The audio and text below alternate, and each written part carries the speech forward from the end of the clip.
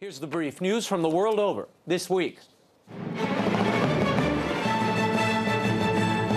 The race for the Democratic nomination is winding down, or is it?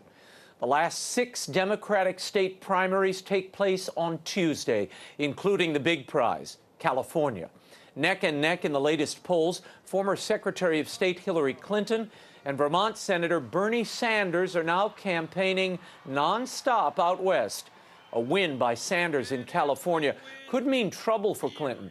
Though Sanders mathematically lacks the delegates to win the nomination, a California victory would give him the momentum he needs to convince party leaders that Clinton cannot win in the general election. Sanders consistently does 10 points better than Clinton in head-to-head matchups against Donald Trump. And the latest immigration numbers are sure to keep the issue on the front burner of the presidential campaigns. According to new census data, illegal immigration is up nearly 60% in the last 2 years, and at its highest level since the Clinton presidency. The raw numbers: in 2015, 550,000 new undocumented people crossed into the United States illegally. The flow of illegal immigrants at the current rate is enough to form a new congressional district every 15 months. This past week, Hillary Clinton said she would introduce comprehensive immigration reform within the first 100 days of her presidency, promising to build on President Obama's executive actions and to keep going. At the Freedom Ride rally over the Memorial Day weekend, Donald Trump claimed that illegal immigrants are taken care of by this country better than our veterans, end quote. And immigration is a key issue with voters in the United Kingdom, with a Brexit referendum just weeks away. 37 religious leaders have waded into the debate there and are calling on citizens to vote to remain in the European Union. Led by the retired Anglican Archbishop of Canterbury, Rowan Williams, the faith leaders signed a letter which was published in the UK Guardian. In it, they argue that challenges such as poverty, climate change, and migration can best be handled within the EU. The UK's Catholic bishops have stayed officially neutral on the issue, but one prelate, Bishop Thomas McMahon of Brentwood, did sign onto the letter. Meanwhile, a poll released this week by the Wales Institute shows that rank-and-file Anglicans support the British exit by a double-digit majority, 55%. That's the highest percentage among religious groups. Catholics there are split 43 to 42% in favor of staying in the EU. Most other religious groups, including Britain's sizable Muslim population, favor the UK remaining part of the European Union. The Brexit referendum takes place on June 23rd. And a new report is shining light on the scourge of modern-day slavery. The Walk Free Foundation's Global Slavery Index estimates that more than 45 million men, women, and children are working in servitude worldwide. Modern-day slavery can be found in fishing, agriculture, construction, and the sex trade all over the globe. Millions of them are held in debt bondage. Oscar-winning actor Russell Crowe lent his celebrity to the anti-slavery cause. However, there are people living in our communities who are stuck, utterly helpless, and trapped in a cycle of despair and degradation with no choice and little hope.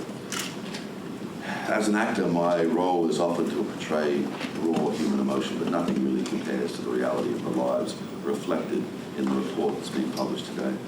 45.8 million.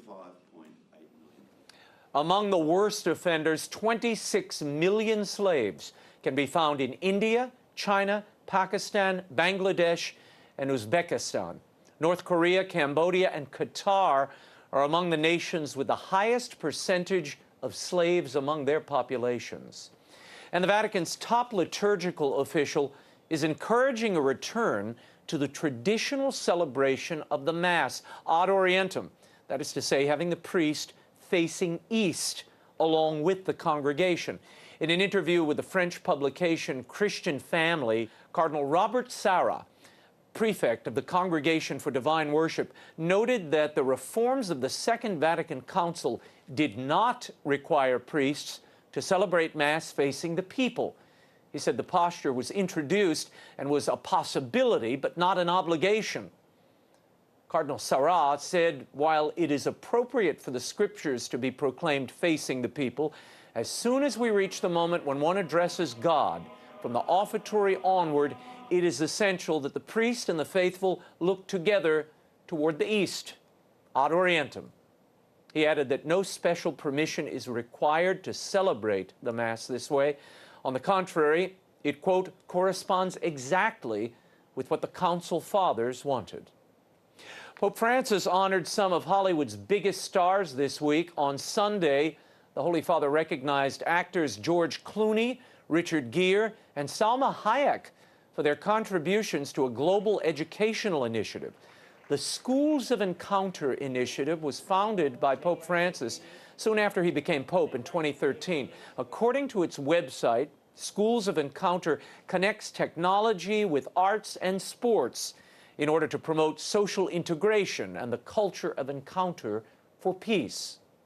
The Vatican-run organization did not say why the celebrities were being honored with the Olive Medal of Peace, but Clooney offered praise for the organization and its efforts.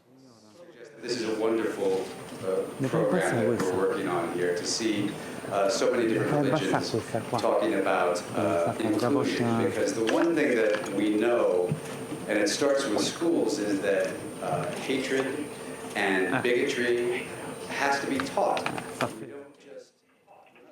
Schools of Encounter is one of many causes Clooney has associated himself with over the years. In the past, he's advocated on behalf of Darfur conflict victims, same-sex marriage, and gay rights. And he is a top fundraiser for Hillary Clinton's presidential campaign. Also of note, at the same event, Pope Francis said he has no intention of stepping down from the papacy. The Pope made the statement in response to an audience question.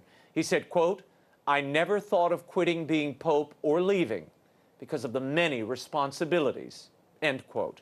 The comment seems to be a change of heart for Pope Francis, now 79. When asked previously, he had not ruled out retiring, pointing out that his predecessor, Benedict XVI, had opened the door to the possibility when he retired in 2013. And just in time for the summer, I'm giving away copies of the Will Wilder, The Relic of Perilous Falls audiobook. Send me a picture of your favorite reader immersed in Perilous Falls, and I may select you at random as an audiobook winner.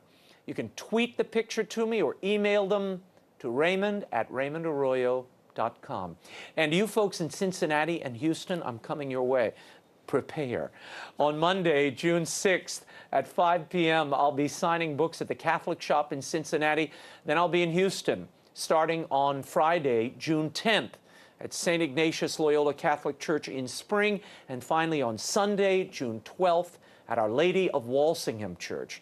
I'll be doing a talk and a book signing at 9:45 a.m. Come join me. Details and info on the new Mother Angelica and Will Wilder books are at RaymondArroyo.com.